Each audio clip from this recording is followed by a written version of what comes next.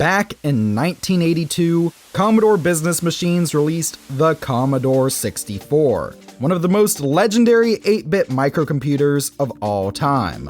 Thousands of games were released for it, with the C64 selling wildly well in both the US and the UK. This right here, though, is not the C64. This is the C64 Mini. First released in 2018, this retailed for $100 Canadian new and came preloaded with 64 built-in games. Pretty fitting to me, seeing the name and all. But the C64 Mini also got mixed reviews at launch, and has since had its new price dropped to merely $35. And at that price, it's perhaps a good pickup in 2020, if you're the right type of retro games enthusiast, of course. So today on Stuff We Play, let's answer that years-old question. Should you buy the C64 Mini in 2020?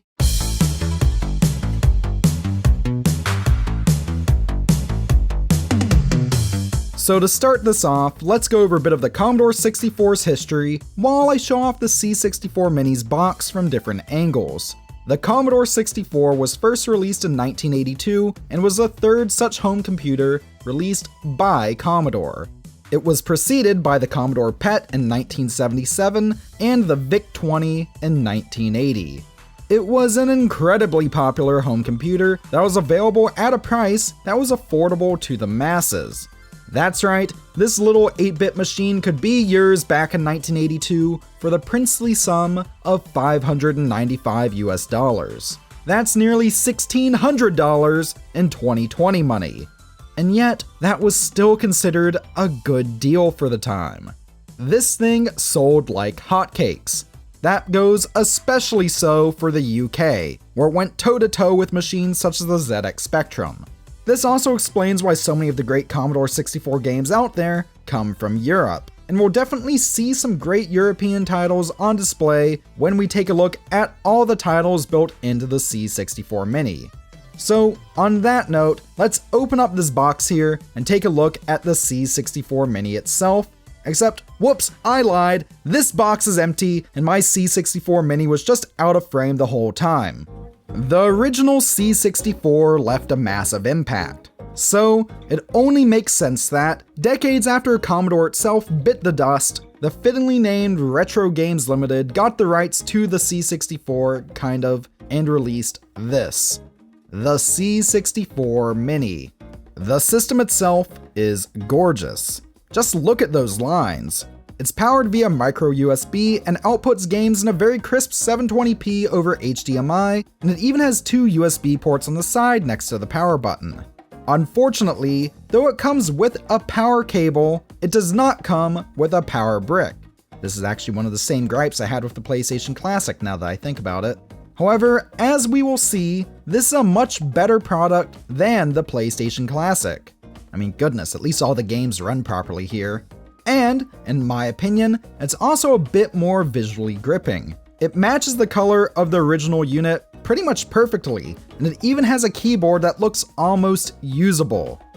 Though it isn't. Don't be upset about that either, I know a lot of people were for some reason. Now on that note, if a built-in keyboard is a big deal to you, then you're in luck. See, the C64 Mini was originally related to a Kickstarter for a project simply named the C64. Though, for the sake of simplicity, we'll just call that machine the C64 Maxi, as it's the same size as the original Commodore 64. Like the Mini here, that too is a console on a chip, but due to its large size, it actually has a fully functional built-in keyboard. It's also apparently European exclusive right now, which means that I don't have one to show off. I also don't have an original Commodore 64 in hand to compare my C64 Mini to. However, I do have a Commodore VIC-20 on hand. Despite being the computer Commodore released before the C64, it uses basically the same breadbox style case. And, as we can see here, the C64 Mini matches the style perfectly. Just don't mind how yellowed my VIC-20 is. It's in need of restoration. I'm sure I'll get around to doing that at some point. And for those wondering, This mini console is just called the C64 Mini. I guess Retro Games Limited couldn't get the rights to use the Commodore name here, but that really doesn't bother me at all. Let's be real, most people would just call this thing the C64 Mini anyways, even if they did use the Commodore name. Along with the base system, you also get a joystick, based off of the old Competition Pro joysticks. And we're in luck, because I actually have an original one on hand right now. This is actually my go-to stick for playing stuff on my Amiga, which is the machine that Commodore released after the C64, by the way. The original CP stick has wonderfully springy buttons, with a joystick that uses what feels like real tact switches. It's so good! The C64 Mini's Competition Pro style stick, on the other hand, just feels like a cheap imitation. It's easily the weakest part of the whole package. And don't get me wrong, it's not a bad stick.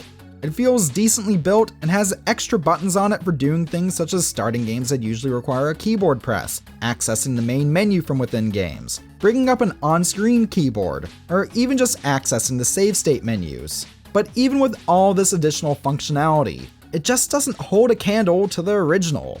It's not terrible, it just could have been so much more. As for the overall setup though, it's pretty solid.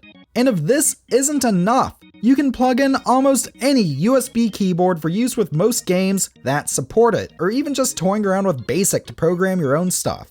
And if you really want to go the extra mile, do what I did and throw in a powered USB hub, along with a thumb drive filled with ROMs.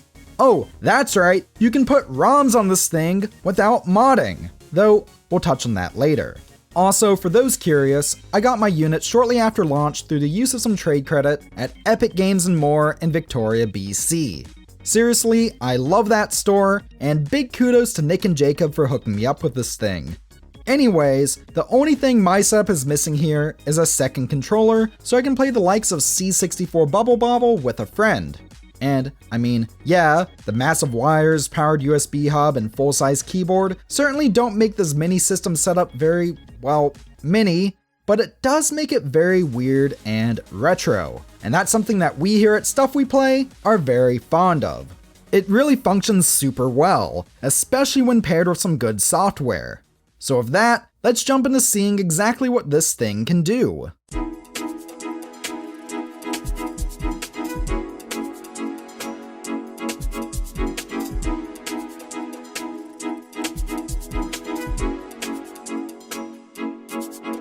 The C64 Mini advertises that it comes with 64 games built in. However, there's technically 66 pieces of software loaded onto it. I mean, one of them is just a flashy looking credit sequence, thanking all the Kickstarter backers who made this thing possible. But that's cool. Also, can we just take a moment to appreciate how easy to use this interface is? There's a ribbon with game boxes that you scroll through, with each program having a blurb describing it, some screenshots, and even the year published and the names of the developers and publishers. The interface is easy to use and clean, and just the overall Commodore Blue aesthetic of it all is way pleasing to me. There's also some general settings where you can adjust things such as the system language and whether you want your games to be displayed in a traditional North American 4:3 aspect ratio, a European 4:3, want scan lines enabled or not, or want it to be stretched out and horrid looking. Here's Bubble Bobble side by side, with and without scan lines, both played in North American 4:3 mode. Personally, I prefer it without the scan lines. Regardless, the games all look way sharp, and they really pop off the screen here. No fuzz or anything as far as I can tell. Of course, Bubble Bobble isn't even one of the 64 games preloaded onto here. It's just one that I added on at a later point, but we'll get to that later.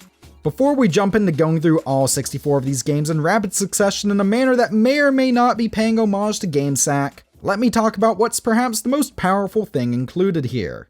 BASIC. Like a real Commodore 64, the C64 Mini contains a version of Commodore BASIC that's built into it. For those unfamiliar, BASIC stands for Beginner's All-Purpose Symbolic Instruction Code. And really, if you have no experience with coding, BASIC is a good place to start. Honestly, wanting to screw around more with BASIC is why I bought a cheap USB keyboard just for use with my C64 Mini. But with that basic overview out of the way, let's dive into the real thing that'll sway most of y'all on whether or not you want to drop 35 bones in this thing. The games. I'll be giving each game on here roughly 30 to 60 seconds each, just for the sake of keeping things short and snappy. Some titles might get more, some might get less. And yes, we'll be covering all 64 of them in alphabetical order. Let's jump right into it.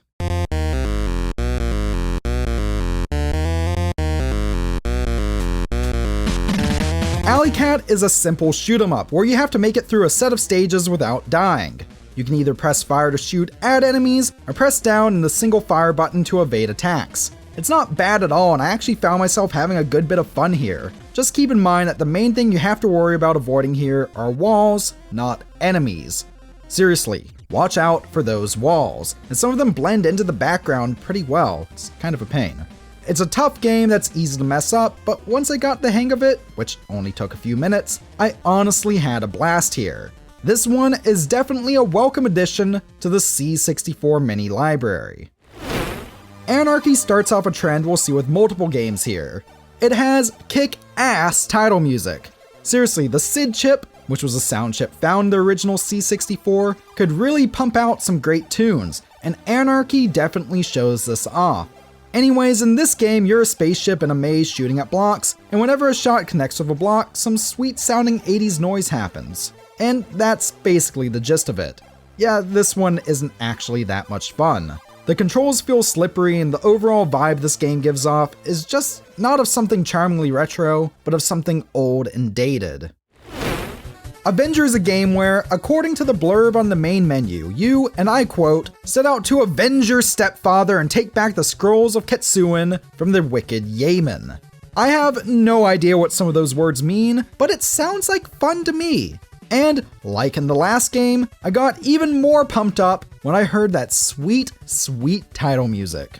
Anyways, this is an almost Zelda-like overhead adventure game where you play as a ninja hunting for various items. While some will definitely find it to be annoyingly cryptic, I really had a lot of fun with this one.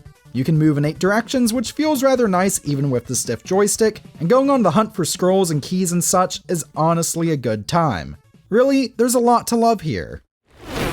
Scrolling 2 over in the main menu, just past basic, we reach Battle Valley, which is another game with a kick-ass title screen that really creates a great first impression. However, second impressions here are much more lackluster. I mean, the game itself looks fine enough, but it's not a particularly interesting title to play. In this game, you control a tank, which you can change the speed and direction of, along with the gun barrel height using the joystick, and then you fire at enemies using, well, fire. It's basic and kind of mindless and a bit of fun in minutes-long spurts, but certainly not a classic. That said, I can definitely see why some may remember this one fondly, and thus why it might be included here. No joke, Boulder Dash was one of the few C64 games I'd played prior to owning this thing. I actually originally got to experience this one thanks to the Wii Virtual Console of all things. I remember it actually controlling really well just using a Wiimote. In fact, I think I honestly prefer using the Wiimote's D-pad over this stiff joystick here. Regardless, Boulder Dash is still great fun on the C64 Mini. You control a little guy as you go through stages filled with boulders and gems and try not to get crushed by said boulders as you collect said gems. It's really that simple. And that's fine. It's just so addictive. It's one I can definitely see myself coming back to again and again and again, mainly because I have. This is one I think is one of my favorites on the C64 Mini, and it's definitely a very welcome addition to the library here. Breakdance is a game about, well, breakdancing. It contains 4 main modes, 3 of which are actual game modes, and 1 of which is a choreograph mode, where you can make your own dance routines using combinations of the 14 basic dance moves included in the game. There's also a grand loop mode, where you can go through all 3 main game modes in succession, and honestly, this game is so unique and original that it seems like it should be awesome. However, goodness it feels jank. Like honestly, I'd much rather just use the keyboard instead of the joystick here. Oh well, at least the music's wonderfully funky. Now here's a classic. California Games is one of those games I often hear being brought up when people talk about C64 titles. Really, that goes for a lot of Epix's games. Though this one has nothing to do with the Olympics. It's more so just a general summary minigame compilation. Also, it was on everything back when it was new. I even have an Atari Lynx version of it around here somewhere. In this game, there's a variety of events that you play through in the form of minigames. There's 6 events present here: halfpipe, footbag, surfing, skating, BMX, and flying disc. I honestly didn't care for halfpipe, but footbag was pretty fun, if a bit mindless. Surfing was one of my favorites presentation-wise, just because I love the look of the waves here along with the sound of the 8-bit version of Wipeout, though it was also a little hard to control. As for skating, it's a little hard to get the hang of, but it's a ton of fun once you do. I could not, however, get myself to care much at all for flying disc. BMX is way rad here though, and I feel like it plays better here than on some other platforms. Also, anyone remember when every other Flash game website had at least 3 variants of this one? On the whole though, I'm glad California Games is here. I have a bit more to say about it than most other titles on here, but that's just because I legitimately do enjoy it, even if not every minigame is a winner, and I think it's one that you really should consider giving a shot. California. Chips Challenge is another game with absolutely rocking title music. It also has a pretty simple premise too. In this game, you collect computer chips by making your way through different overhead stages, pressing buttons and collecting colored keys to go through certain doors. It's not complex, but it doesn't need to be. It's honestly just a delight to play. I mean, is it pretty to look at? No, but neither was Boulder Dash, and both of these titles prove that solid gameplay really is what makes a game shine. Coil Cop is a game that includes no police, but plenty of springy coils. It's a simple platformer where you jump by holding down and winding up your little guy's coil. While I love the concept, I found myself having trouble finding all the computer parts you're supposed to be collecting here. It also doesn't help that the controls are a bit finicky, and the stiff joystick really isn't doing this game any favors. Oddly enough, Confuzion is probably the simplest game we've looked at so far. In this game, you defuse bombs by going through what are basically just slide puzzles. It's certainly not bad, but it's certainly not a lot of fun either. Feel free to pass on this one. Cosmic Causeway is definitely one of the most graphically appealing titles we've looked at so far, what with its pseudo 3D style. In this game, you play as the ball from the Amiga Bouncing Ball demo as you barrel across the land, trying not to fall into pits. Sure, I found it a little unwieldy and awkward to control, but it's certainly way cool to look at. Also, the music here is once again awesome. Let me reiterate, these games were before my time, and I did not grow up with them. So please understand when I say that this is a cool game to check out once and be impressed by what it's managing to pull off on an 8-bit system from 1982, and then never touch again. Cyberdyne Warrior is a dystopian platformer that really gives me some RoboCop vibes. It's a game where you play as a man with a gun. How original! It's also a platformer that features one of my biggest issues with C64 platformers: having to press up on the joystick to jump. I mean, I get it. You have one button to go with, and I'd rather use it for shooting instead of jumping if they have to pick, but it doesn't make the act of jumping itself feel any less jank. Jumping problems aside though, it's honestly a pretty fun little game. I love the aesthetic, and the Metroid-esque world is fun to explore. Overall, it's a fun time, and one I'm glad to see on here. So here's a weird thing right off the bat with Cybernoid here. This one is supposed to have an option to be played with a keyboard, as we can see from the title screen. But even with a keyboard plugged in, such an option just isn't present in the C64 Mini version. I think this is the only game on the system that does something like that, and it's just odd. Anyways, this is a hard-as-nails shmup where you're exploring a dangerous system of caverns. You're constantly falling while you're flying, which is a little weird to get used to, but it is rather fun. Seriously, give this one a try if you pick one of these systems up. So what can be said with Cybernoid 2 here? Well, second verse almost same as the first. However, this one I actually enjoyed just a tad bit more. Plus, it features some truly awesome pixel art. There's a nice new coat of paint on this one that really makes it stand out from the original too. It's well worth checking out. In Deflektor, you're bouncing around light beams to complete optical circuits. It's pretty cool and simple, and I think some folks may even really enjoy it, but yeah, this is another one that's just not for me. Destroyer, according to the main menu, is apparently a shoot 'em up.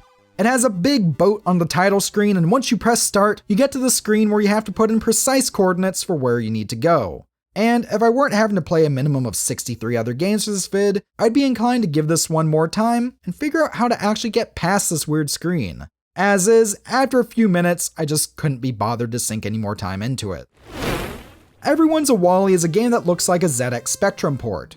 I think it just has to do with how the colors are displayed here. I mean, just look at the Spectrum game here, and now look at Everyone's a Wally. Anyways, this is a side-scrolling platforming adventure game that's honestly really charming. It's simple and controls well, but it also just feels it's a good time and one that I'm glad to see on here. Firelord is a game that I really wanted to love, what being a cool looking overhead maze adventure and all, but I don't know, the controls just feel slippery and enemies are too fast for their own good. The graphics also definitely make this one look like a Spectrum port as well, which is debatably a plus or a minus depending on the type of gamer you are. Regardless, this one is a definite pass for me. Gateway to Apshai is a simple overhead maze game that, again, is a title that doesn't look particularly eye-catching or impressive. However, like Boulder Dash and the like, it plays super well. The stats and weapon implementation is pretty cool, especially with how it's all displayed at the start of the adventure. It really gives me some good classic PC RPG vibes. Next up is Gribbly's Day Out. And let me be the first to say, I love this little frog that you play as. The goal here is to rescue 8 baby frogs in each of the 16 levels and, well, that's it. The game has a really pleasing art style and you can blow bubbles at enemies and also make yourself just kind of float around if you want. It's weird and also a bit difficult at times, but I kind of like it. Heartland is a side-scrolling adventure game where you play as a jolly-looking man in a top hat. Again, it's a game where you have to press up to jump. And again, this is a game that I truly couldn't figure out in my limited time with it, that I ultimately felt wasn't worth the bother. And again, this is one I felt comfortable saying is worth giving a pass. Herobotix, along with having a really cool dang name, is a simple overhead game where you play as a little robot that shoots things. There's not much to it besides that, but it's rather fun. And really that's all I have to say about it, according to my notes anyways. Highway Encounter is an isometric title where you have to go kill aliens using the power of road rage. And let me tell ya, this isometric art style is really not doing it any favors. It's awkward to control and the issues of the stiff joystick are especially noticeable here, and all in all, it's just not fun to play. Oh look, another shoot 'em up! This here is Hunter's Moon, an omnidirectional shooter with neat looking stages and features such as a warp system. It's simple and I don't have a lot to say about it, but that doesn't mean it's bad. Some games just work, and this is one of them. Holy hell, just listen to a bit of the blurb for Hysteria here. A previously extinct entity is being summoned from the past to disrupt the future balance of power. You must stop it. This sounds badass. The game itself is also rather fun. It's a run and gun where you're a shirtless man who shoots lightning out of his head. And yes, it's just as cool as it sounds. This is another one that I'm glad is here. Impossible Mission, not to be confused with Mission Impossible, which I swear must be a ripoff or something, is a maze-like platformer where you're up to spy-like shenanigans such as avoiding traps and hacking into computers and stuff. Even if not my favorite platformer here, it's rather fun, and is a well-remembered title that I'm happy to see included here. Impossible Mission 2 is another case of second verse, almost same as the first. And, like with the first sequel we talked about on here, I actually like this one more than the original, if only because the bad guy's name is literally Professor Elvin Adam Bender. Seriously, what a cunt! I.O. is a hard-as-balls shoot-em-up that I'm really just playing dreadfully in this footage here. Regardless, this is a fun little title that really reminds me of Gradius. If you like horizontal shooters, go have at least some fun with this one. Despite the name, Jumpman here has nothing to do with Mario. Instead, it's a simple single-screen platformer and another of the many games on the C64 Mini by Epix. Seriously, once you're done watching this, go back through this video and count every time Epix appears on a game's title screen and take a shot. Anyways, back to Jumpman. This is another case of a game being way graphically unimpressive, but having way memorable gameplay and level design. In this title, you collect these tiny looking barrel things to complete each stage, and that's basically it. It's simple, yet addictive. Just watch out for these weird little white balls, just do your best not to fall off of any platforms. Moving on to Jumpman 2, say it again with me y'all, second verse, same as the first. This especially so goes for this one. Jumpman 2 just feels like an expansion pack to the first game that was sold as its own standalone entry. However, that's not necessarily a bad thing, especially with how much I love Jumpman 1. If you enjoyed Jumpman 1 like I did, then you should have at least a ton of enjoyment with this one. Mega Apocalypse is a game that, surprisingly, is not set in the then future year of 2020. Instead, it's just another shoot 'em up. However, this one is special because it's done with this swirling space background. And yeah, it made me feel kind of ill after looking at it for a bit. I ultimately gave it a pass. Let's talk about Mission AD. This is a game where you play as a little man with a pew-pew gun who's running around various different areas shooting bad guys, some of whom may also have pew-pew guns. There's not a lot to it, and really, it's not particularly memorable in my opinion. I guess it plays decently enough though. Monty on the Run is another classic C64 game I hear brought up a lot. It starts with a bang too. Seriously, this Gremlin graphics title certainly has an impressive title screen. As for the game itself, it's a hard-as-nails platformer where you just need to focus on running and jumping. And yes, because of that, you jump with the actual fire button. Oh, it's so nice. Really, this is all it needs to be, because the whole thing is a ton of fun. Netherworld is yet another omnidirectional shoot 'em up. Apparently you're stuck in another dimension in this one, and have to collect a bunch of diamonds in order to escape. Also, just listen to that music. These guitar and drum samples used in the title screen music are stunning, even if the composition itself isn't my cup of tea. And as for the gameplay, well, this is another one that's rather simple, but also rather memorable. Overall, it's an impressive title that I think is a welcome addition to the C64 Mini's library. Nobby the Aardvark is one of the latest releases on here, coming from 1992. That's right, a whole decade after the C64 was originally released. And speaking of 1992, did you know that was only a year after the original Sonic the Hedgehog released? I mention that because this title definitely feels like it's trying to cash in on the mascot platformer craze that Sonic kicked off. Come on, Nobby was literally made by a company called Genesis Software. That said, it has a very polished presentation, including a really cutely animated intro scene. I also like how Nobby himself is just kind of an asshole. He's literally just going through all these platforming challenges so he can eat these very cute, cuddly looking sentient ants. The only things that really drag this one down are the fact that you die in one hit, and the fact that you have to once again press up on the joystick to jump. But it's not all bad though. This is one that's definitely not for everyone, especially with those controls. But I had some decent fun with it, and enjoyed its OST as well. This is Nodes of Yesod. Yesod? Yesod? Anyways, in this game, you play as a little astronaut on the moon who's exploring caverns and such. And that's it. It's a pretty basic explorative platformer that seems like it should be a blast, but it didn't really grip me. Perhaps it has to do with the floaty jump physics, or the fact that you can be sent into a knockback loop if you're hit by an enemy. Regardless, it's charming enough that I can at least see why some would enjoy this one. Paradroid has to be one of the least graphically appealing things I've ever played. And overall, it's just, You play as this face number counter thing as you go through a maze and honestly just doesn't do anything for me.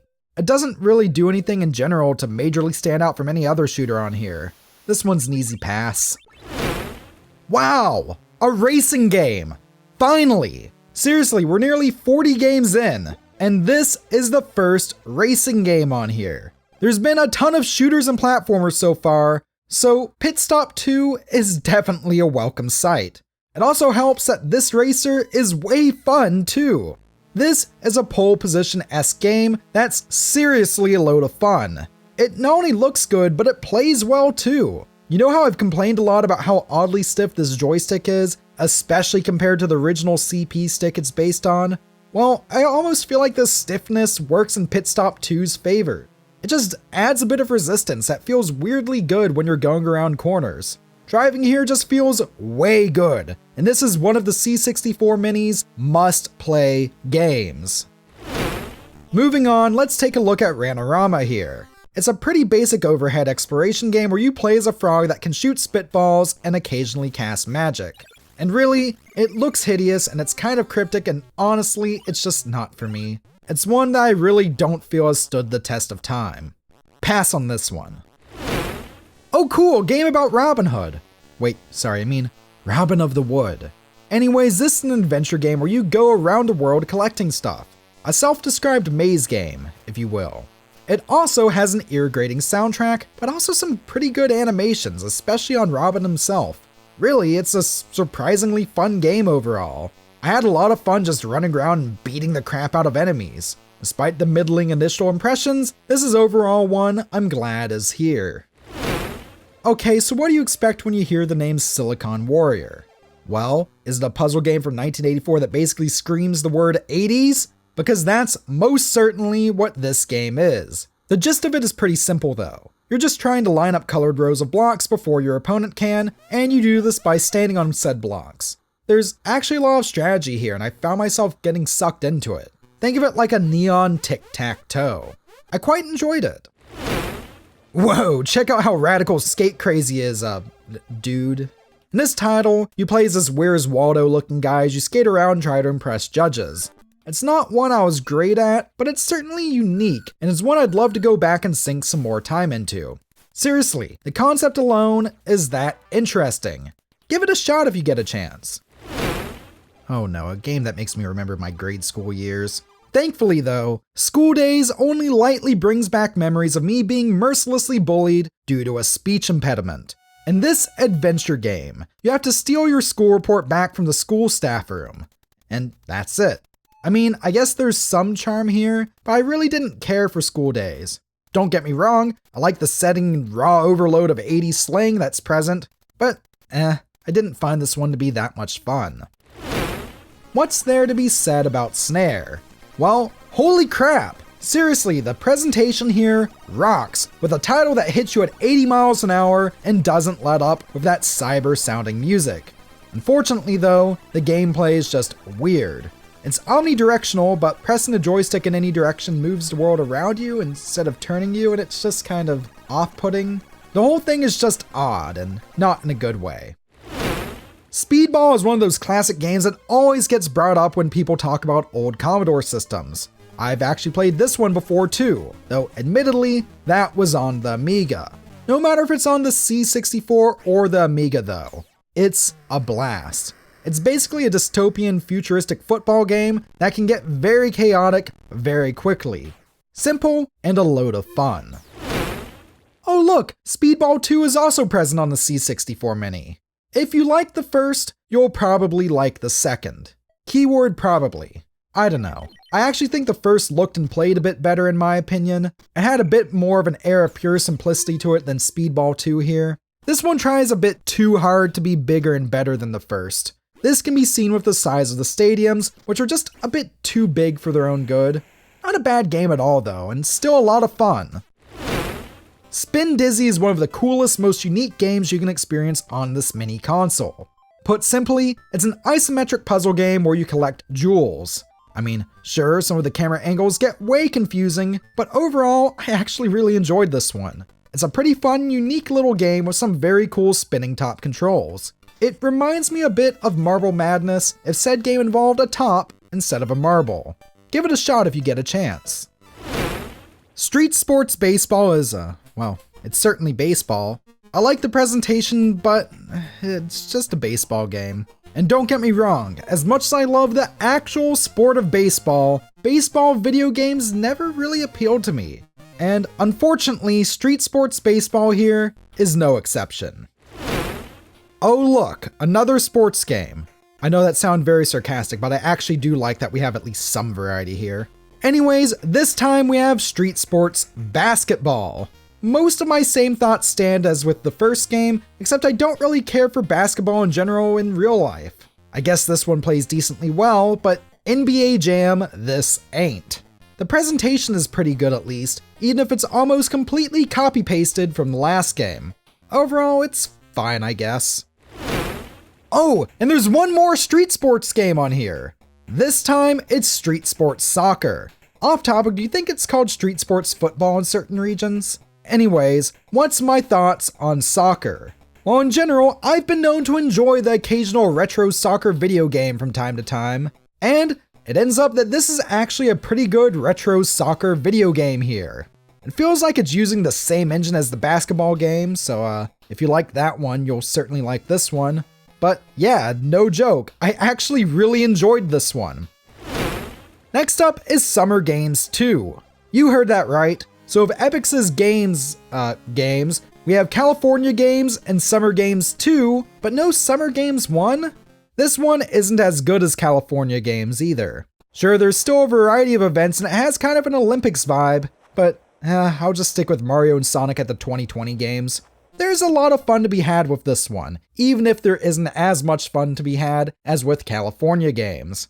I particularly like events such as the javelin throw and the boating event. And for those fans of the Soviet Union out there, don't worry, they're present here.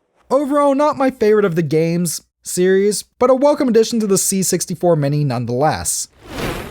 Oh cool, another racing game. This here is Super Cycle, a cool looking motorcycle racer that reminds me of Sega's Super Hang-On. And honestly, I'm way glad this one is on here. I like how you can actually customize your bike and your outfit here, even if overall graphically it's less impressive looking than Pitstop 2.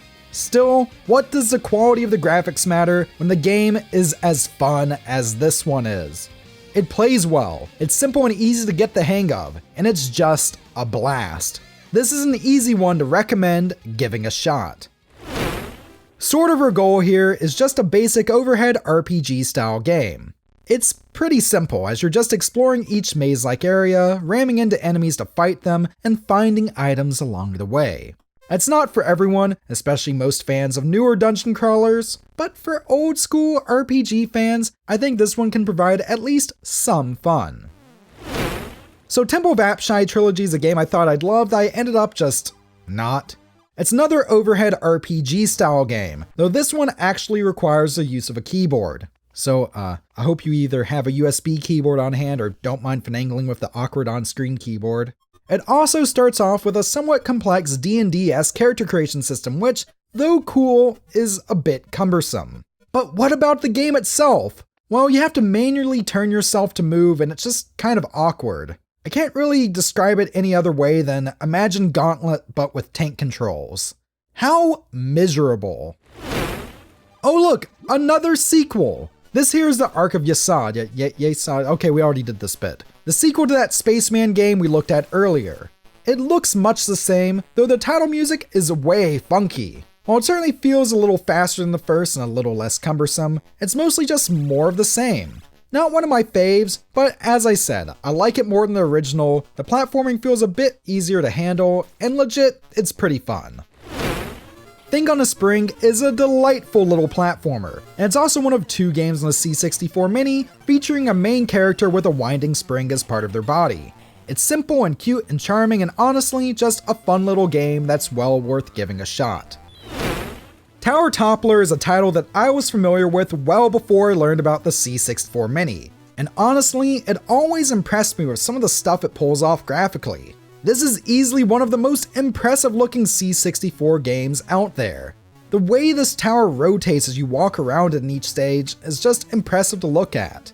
It also helps that this little platformer is way fun to play. Sure, it's a lot of trial and error, but it's still rather fun and kind of addictive. Seriously, check this one out. Trailblazer is yet another game where you're guiding a ball down a pseudo 3D course. This time though, the ball looks slightly less like the one from the Amiga bouncing ball demo. It's a little hard to get a grip of and more so feels like a C64 tech demo than a fully fleshed out game. And even then, it's not even as impressive as a demo as that earlier bouncing ball game. Uridium is yet another shoot 'em up. This one with 15 stages and a name that feels very, well, 80s. My main issue of this one is that it's very fast and very twitchy. Don't get me wrong, I love the aesthetic, but I wish it was a little bit slower and a little easier to control. I just constantly found myself haphazardly crashing into stuff more often than I would have liked to. Yeah, you can pass this one up.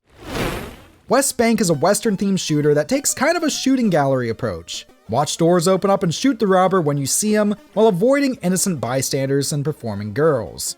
Yeah, that's really all there is here. Pass it up. Weirdly enough, Who Dares Wins 2 is listed as a shoot-'em-up, despite being more so an overhead run-and-gun game that's akin to SNK's Ikari Warriors. Also, why is this one here but not the original? Seriously, what happened to Who Dares Wins 1? Was this your doing, Steve Evans? Snark aside though, this is a fun and charming little game. It might not look great or have any decent music, but it plays pretty damn well. Definitely give this one a shot if you get the chance. Oh look, another one of Epyx's games. First there was California Games, then Totally Not Olympic Games, and now we have Totally Not Winter Olympic Games in the form of Winter Games. I know this one actually has a bad rep due to the lackluster NES port, but this version isn't bad at all. Not all the events are winners here though, and the losers lose hard. Like, what the hell is up with the hot dog event here? Is it really called that? Overall, it's decently fun. I'm glad to see it here, if only for the sake of variety, but I also might just be saying that because I have an affinity for winter aesthetics. Now we get to World Games, which is the last of the games on here. And this one's more of the same. There's multiple events that can be played with multiple players now taking place around the globe. And again, not all of them are winners, but some are pretty dang fun. Also, the animations in events such as weightlifting are awesome. It's not one I would have added since we already have 3 other games from this series on here, but it's fun enough. It's not bad. And if you have a C64 Mini, it's harmless, give it a shot. Okay, here's the final game that's preloaded on here, and it's another shoot 'em up, Synapse. This is a strong one to end on too. Being a traditional horizontal shmup, that's a ton of fun. It's another one that really reminds me of Gradius. If you like these sorts of games, then you'll have at least some enjoyment here. But what if these titles aren't enough for you? Well, you're in luck because we've got to talk about ROMs. So what if you want a little more out of your C64 Mini? Well, you're in luck because you can add ROMs to your system by plugging in a USB thumb drive, basically out of the box. Just get your thumb drive of choice, load up with the files from Retro Game Limited's website that lets you upgrade your system to the newest firmware, and boom! You're all set and can add all the files you want to your thumb drive, no modding required. Just know that a lot of dumped C64 games will have these trainer programs attached, and that not all games can be played with a joystick. This means that if you want to get the full C64 Mini experience, definitely have a USB keyboard on hand so you're not left fiddling around awkwardly with the on-screen keyboard. Seriously though, this opens up this system and makes it such a blast to play around with. And there's so many great C64 games you can add to this thing. Everything from demos to classic titles such as Pac-Man and Turrican can be experienced thanks to this feature. It's how I even got a port of one of my all-time favorite games on here. That's right, I'm talking about Bubble Bobble. Even with having to awkwardly press up to jump, this game is an absolute blast on the C64. I don't know how they got away with allowing this thing to accept ROMs basically out of the box, but maybe it's because a lot of C64 games fall into the category of abandonware nowadays.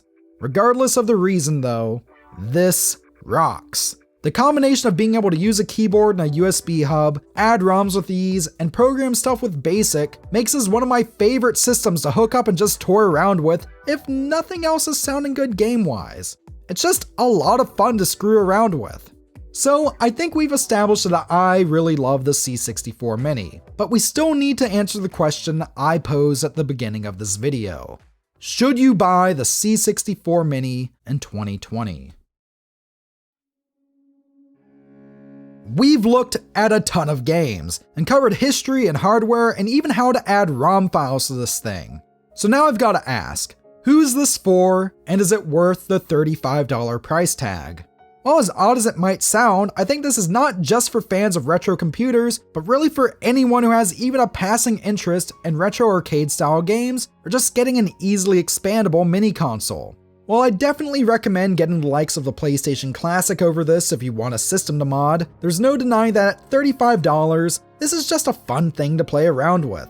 While it might not have as memorable of a games lineup as the likes of the SNES Classic Edition or the Sega Genesis Mini that came out last year, or even have a usable built-in keyboard like its bigger counterpart, the massive price drop the C64 Mini has had in the past few months makes it a very appealing pickup either for those into exploring retro games, gaming history buffs, or even just folks wanting to find an affordable gift for that special nerdy someone in their life.